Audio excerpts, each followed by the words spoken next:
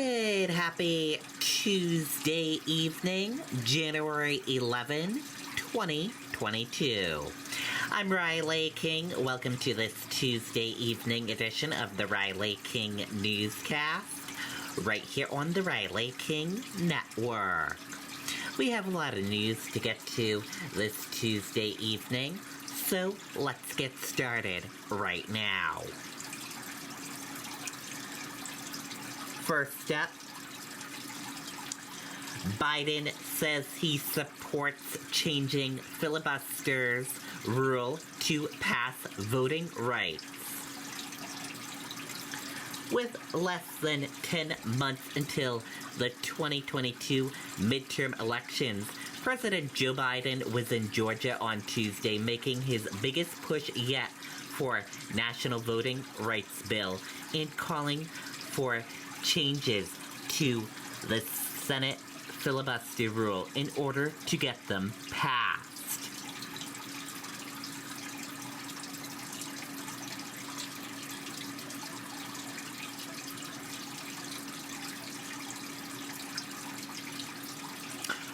Organizers work to help those without homes as frigid weather arrives. Let's take a listen to that video from WMUR News 9. Winter surplus sale. Get a metal roof installed for only 99 cents. Click the link to secure your spot today. We've got a huge surplus of metal roofs and install crews on standby. This incredible savings will only last until supplies run out, so don't delay. Schedule your winter installation for only 99 cents. Click the link to secure your spot and instant savings now.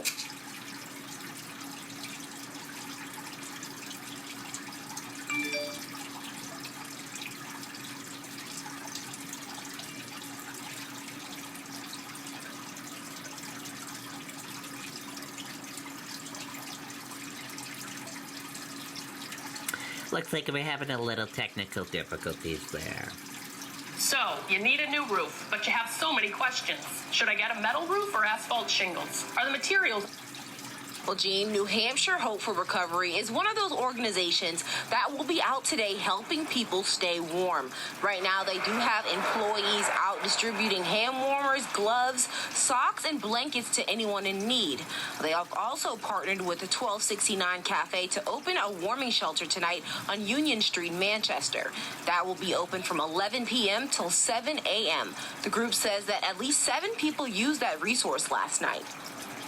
You know, there's hypothermia, there's frostbite, and then for people who are using drugs and alcohol, it's very easy to, pass out or fall asleep and not even know that you're cold, and then, death can follow. And that warming shelter is going to be open until the end of March. Reporting live in Manchester, Alyssa Ali, WMUR News. Okay, and there you go on that video and that report.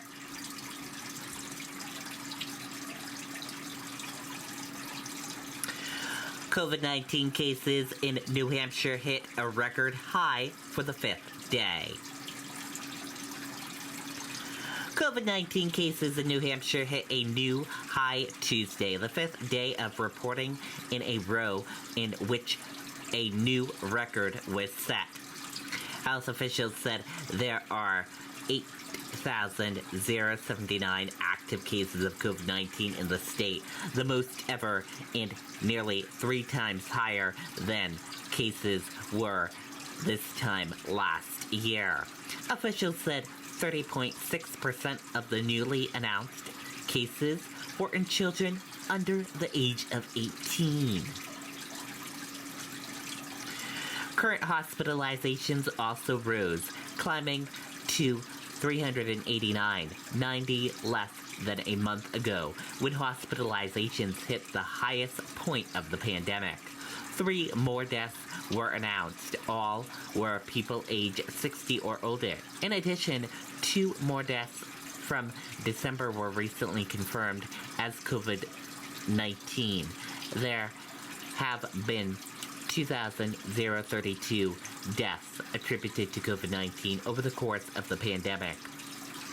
The 7-day test positivity rate is also at a record high at 21.2%.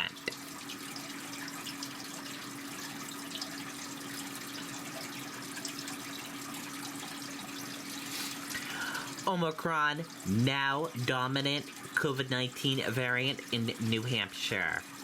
More than 90% of the specimens show evidence of new variant.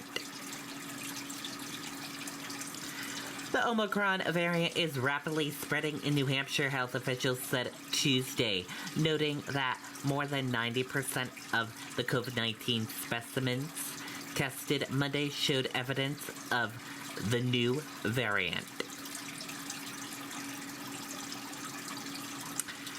The Omicron variant has quickly spread around the world, but it was slower to show up in New Hampshire than in other parts of the United States. Health officials said that last week the estimated propagation of the specimens identified as Omicron increased from 30 to 40% to 75% before rising over 90% Monday. Health officials said Monday that active cases of COVID-19 rose to 17,208, the highest ever in New Hampshire. Hospitalizations increased slightly to 377, about 100 less than they were a month ago. Previously, the Delta variant was the dominant variant in the state. Omicron has been shown to spread much more easily than previous variants, even among vaccinated people. Though boosters have been shown to provide a good deal of protection against the infection, vaccinated people also have much lower rates of hospitalization and death. Booster doses are now recommended for everybody age 12 or older, at least 5 months after completing a primary vaccine series. An alert to health providers. The Department of Health and Human Services recommended that doctors no longer use 2 of the 3 available monoclonal antibody treatments because they aren't believed to be as effective against Omicron. The third treatment, sotimab, appears in laboratory tests to be more effective against the variant. Treatments such as monoclonal antibodies and antivirals should be targeted to patients who are at high risk of developing severe disease, according to DHHS. The preferred treatment is Paxlovid, an antiviral developed by Pfizer. Paxlovid has been distributed to 8 New Hampshire hospitals through just 20 to 40 courses are available at each location, according to the latest DHHS update.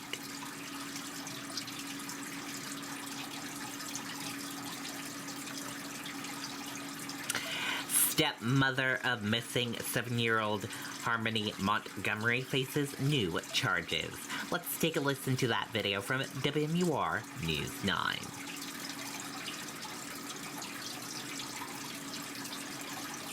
Jean Kayla Montgomery currently being held on $5,000 bail. Her attorney filed a motion yesterday to have that bail revised. And now the Attorney General's office is not only objecting, it's adding new charges. The Attorney General's office cites new information released late last Friday by DHHS about Kayla Montgomery's family assistance file, alleging that she failed to disclose that Harmony was no longer under her care or in the household. This morning, the Attorney General filed a new motion adding 8 misdemeanor charges of welfare fraud connected to fraudulently receiving food stamp benefits for a child. Prosecutors are dropping the Class A felony of welfare fraud, but charging Montgomery with a new felony charge of theft under a different statute. On Monday afternoon, law enforcement ended a 3-day large-scale grid and dig operation in the backyard of Harmony Montgomery's last known address in Manchester. Officials declined to confirm if anything was found, citing an ongoing and active investigation. A $100,000 reward is now being offered for information that helps find Harmony. If you know anything, you can call or text a dedicated tip line. That number, 603-203-6060. The number is staffed 24 hours a day, 7 days a week. Live in the newsroom this noon, Amy Cavino, WMUR News 9. Okay, and there you go on that video and that report. And that is a look at your news for this evening. We're going to switch gears now, and let's take a look at the weather. Weather right now is clear and 4 degrees. It feels like negative 8 degrees. Brr, chilly, chilly, chilly. And there are 12 closings and delays. If you want to see that, let's just go to WMUR.com. And here is a full weather forecast from meteorologist Kevin Scarippa. Bitterly cold air continuing to come right out of central and northern Canada for the next 24 hours and eventually a recovery for the end of the week. Temperatures this afternoon in the single digits to maybe lower teens for highs. This is with a wind still blowing at times over 10 to 15 miles an hour. That's adding the extra bite to the air. There'll be a few spots up north that likely are not getting back above zero later on this afternoon despite full sunshine. We'll eventually see temperatures drop back below zero. In most cases, there may be a couple of holdouts from Manchester to the shoreline with a few clouds drifting through with a low of 2. Otherwise, it is single digits to even double digits below zero for overnight lows later on tonight. Quite a few more clouds around tomorrow. We'll be in the 20s to near 30. It will be with a light breeze to go along with it. And it does look like we'll have the chance of a couple of passing snow showers with even milder temperatures on Thursday. Here's a look at your wind chills for the afternoon, which there is a little bit of recovery here as the wind starts to lighten. And again, that recipe of clear skies and light winds tonight will really send temperatures backward. These are your wind chills tomorrow morning, but we're looking at temperatures to drop back between 0 and 2 near the coastline and in the single digits below zero in the southern half of the state to double digits below zero north of the notches. As I mentioned, a couple of snow showers for Thursday. Wind starts to pick up Friday, and that will drop in another batch of cold air. Probably not quite as cold as what we're experiencing in the next 24 hours, but you're probably talking highs in the single digits and teens on Saturday with a brisk wind, and then eventually starting to moderate from there. So the coldest of the air continues to slip into place for the time being, but there will be a recovery going forward after temperatures drop back tonight between 18 below in parts of the North Country to 2 above in southern areas. 20s and 30s tomorrow, 30s to maybe even up near 40 in a couple of cases on Thursday. That will be with a chance of snow showers, and you can see the colder air arriving back here in time for the weekend. Okay, and there you go on that weather forecast from meteorologist Kevin Scarippa. Thank you for that weather forecast, Kevin. And that does it for this evening edition of the Riley King Newscast right here on the Riley King Network. Thank you for tuning in and watching. Have a great evening. Good night and goodbye.